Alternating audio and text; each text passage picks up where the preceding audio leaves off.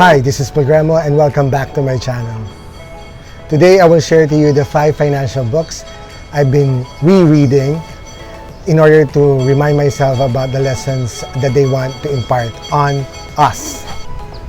Here are the 5 financial books that I would want to share with you that I've been trying to reread so that I will relearn the lessons that they imparted on me when I first read them. Okay, there's a book by Bo Sanchez, one by Napoleon Hill, this one by T. Harv Eker, this one by Thomas Stanley, and the last one is by Robert Kiyosaki. I'll start with Robert Kiyosaki's Rich Dad, Poor Dad. This was an eye-opener for me because I think this was the first financial book I truly read. And I read it in 2001 because I always write when I bought it. And I bought it December 13, 2001 because I was going to the States and I wanted to have a book with me so that when I get stuck in the airports or in transits, I get to have a book that I read. And this was the time, 2001, there was no Facebook yet. I don't know if there was YouTube already, but there was no Facebook yet. And anyway, Rich Dad Poor Dad, I've shared it in one of my vlogs here that this one taught me about assets and liabilities. Assets are things that put money in your pocket. Liabilities are things that take away money from your pocket. And I also learned on Rich Dad Poor Dad about the cash flow. Ang daming ingay dito, may pusa, may sobretes. I also learned a lot of financial literacy with Rich Dad Poor Dad. My generation probably was not exposed to a lot of financial books or financial lessons. Most often than not, what we learn about finances are coming from our parents or from an economics class. But rarely is money something that is being discussed in terms of how to earn, save, invest, and create wealth. And because of this book, I was more open to the possibilities about being an entrepreneur. More often than not, also, we are trained to be employees, and this book opened my mind to the fact that we can actually be the one that is employing a lot of people, that we can be the employers. And in many vlogs, you will see that this book is recommended for a lot of reasons because it opened the minds of a lot of people in terms of creating wealth and making sure that you know how to handle money. Well, you can judge for yourself whether you can consider the Rich Dad Poor Dad analogy for the poor dad who is well educated to the rich dad who was a dropout in school, and why money seems to be more elusive to the educated one than to the one who dropped out and tried to create his fortune by making his own company. What I learned from this book, aside from that, is that we also have a choice. And I am an advocate of education. I always know and feel that it is important. It is an investment that will give you an ROI that cannot be taken away from you as long as you live.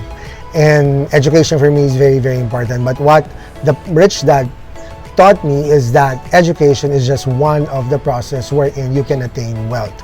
And if you will use your education in order to create more wealth, in order to employ a lot of people, then that will be perfect. And I think for me, it's trying to really balance what we know from our parents, the traditional things that they've done, and what we can know from other people who are trailblazing, who are trying to adapt the new environment in order to create wealth and help a lot of people.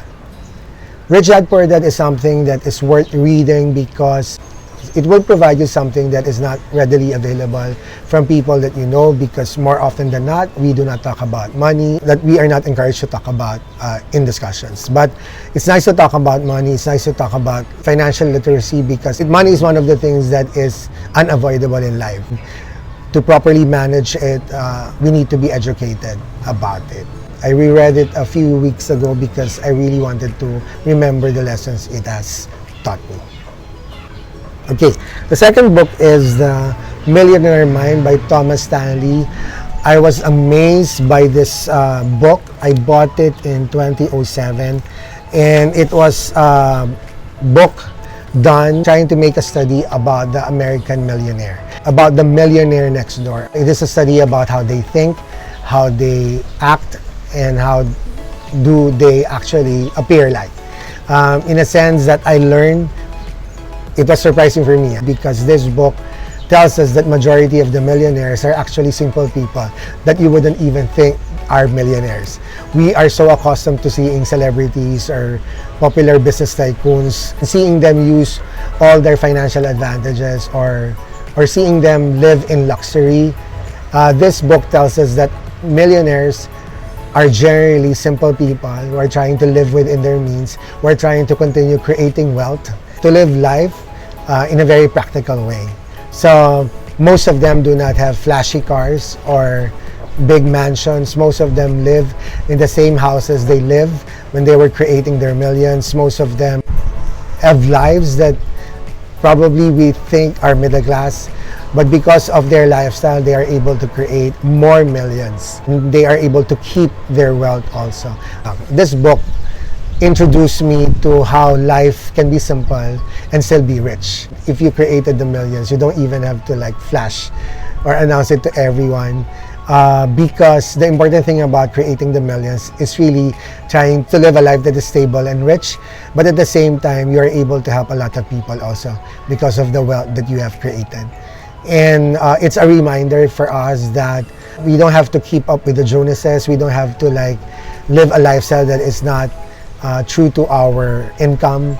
It also reminds us how to manage our money well, to make sure that what we earn is something that we respect, because we know that it took a lot of effort and discipline on our part in creating that wealth. But when you buy something, you have to like calculate the hours that you will work for in order to buy that product. For example, that product costs you 1,000 to buy. You have to think about the hours that you will spend in order to earn that 1,000 pesos. And the Millionaire Mind is a reminder for us that wealthy people are actually people who know how to deal with their money, who know how to respect their money by not splurging it carelessly, but making practical choices in what they buy. And it talks about how do millionaires invest, about stocks, real estate as being the go-to investments of these millionaires. The Millionaire Mind by Thomas Stanley.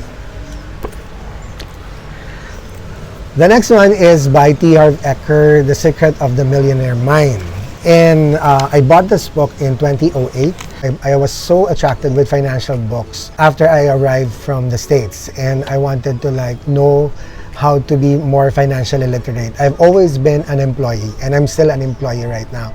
I noticed that there's nothing left in my paycheck because I carelessly and thoughtlessly manage my money, and it's something that I wanted to change, so I tried to read a lot of books during this time. And this particular book by T. Harv Eker, which has a subtitle, Think Rich to Get Rich, tells us about the mindset, the millionaire mindset. Okay, the previous book of Thomas Stanley introduced us to the millionaires. The previous book that I've introduced, the Thomas Stanley book on the Millionaire Mind, introduced us to the lifestyle of the true millionaires, how the majority of the millionaires live. This one will tell us how to think like a millionaire, to have that mindset, because T. Harv Eker believes that it all starts in the mind. So what the mind can conceive, the mind can achieve. And if you are thinking towards that goal to becoming a millionaire, to become financially stable, then you have to change your mindset. We have a tendency to have an employee mindset. An employee mindset is really just to make sure that you climb up the corporate ladder and get the salary that you deserve. Having a higher salary every year, sometimes we get stuck with being dependent on what our employer will give us. The Millionaire Mind will teach you on how to earn more than what your employer pays you. Or open up to the possibility that you should not only be dependent on your work. You should not be dependent on your job. Try to think of ways in order to create wealth. And the only way that you can create wealth is when you have the mindset of a millionaire. The self-made millionaires are risk takers. They were the ones who probably kept their jobs while starting a new hustle. They were trying to start a business, trying to invest their money in a particular stock, in a particular real estate, and trying to be patient in watching their money grow. And if you do not have a millionaire mind, you might grow impatient in waiting for your money to grow. I reread it recently because I think I've been losing that mindset, because my mindset has become the employee mindset again. It's something that is okay, but it's not great. There is a grace in being an employee, but there is also a grace in being your own boss. And if you want to become a millionaire, they say more probably than not, either you make sure that you manage your money well as an employee, or you create your own wealth as your own CEO. The secrets of the millionaire mind: think rich to get rich. Okay, another one, Think and Grow Rich by Napoleon Hill. I have an original book. This is actually a new book that I bought in 2015, but the first book of Think Rich and Grow Rich by Napoleon Hill was given to me by my dad. It was a tiny red old book. It was given to me, I think, as early as I was in college. Just read it and you do not really savor what is being taught to you. So I did not learn. I did not get rich.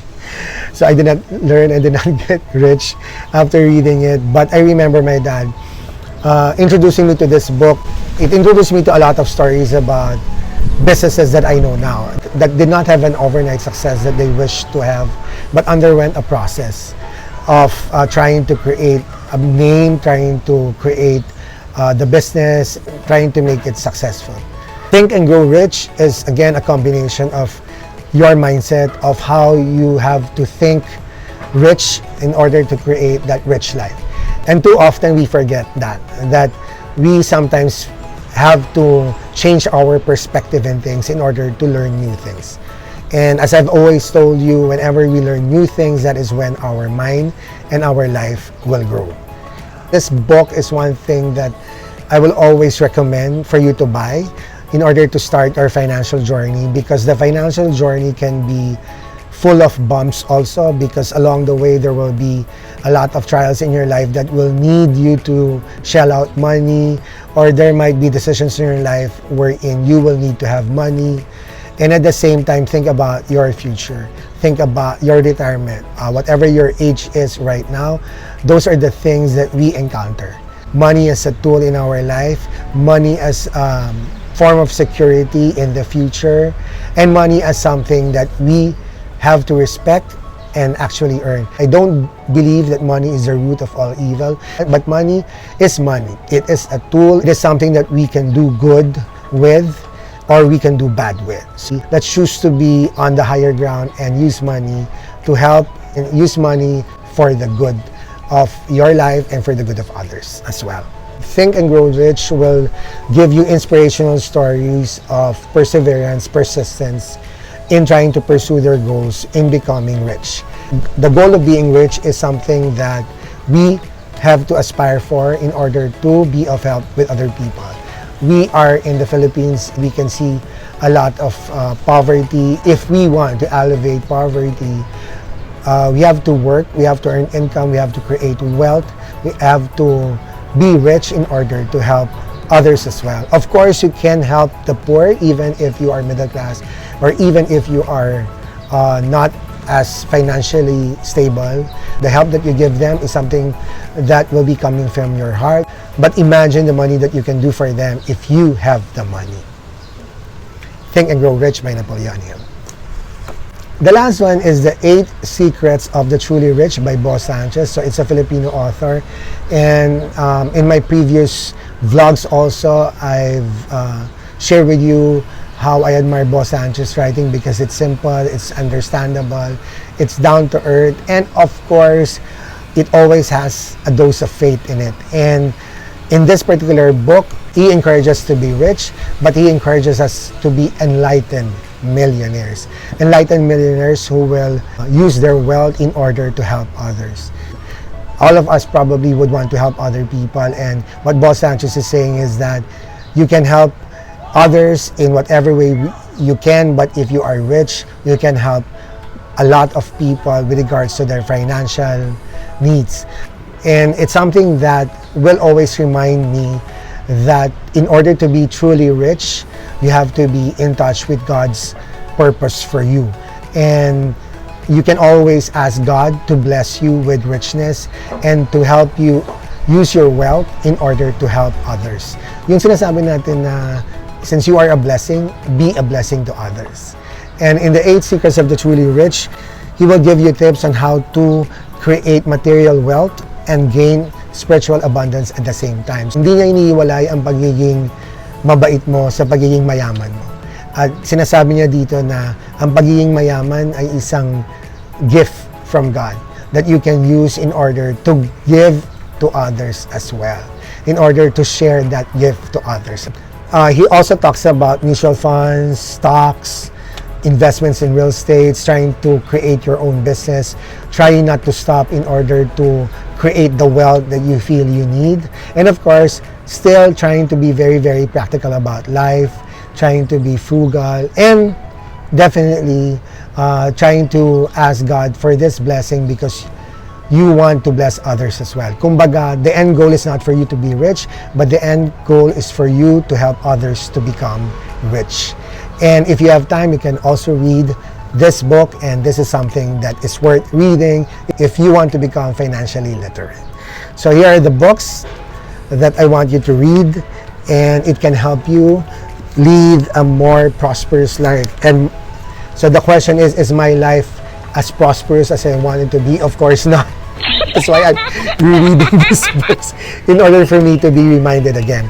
And that is the wonderful thing about books, because when you have them already, you can always revisit them in order for you to remember what you have learned. Discover something nice sa Pinas, something nice sa buhay. Like and subscribe to Grandma channel and read these books. And click the notification bell. God bless you.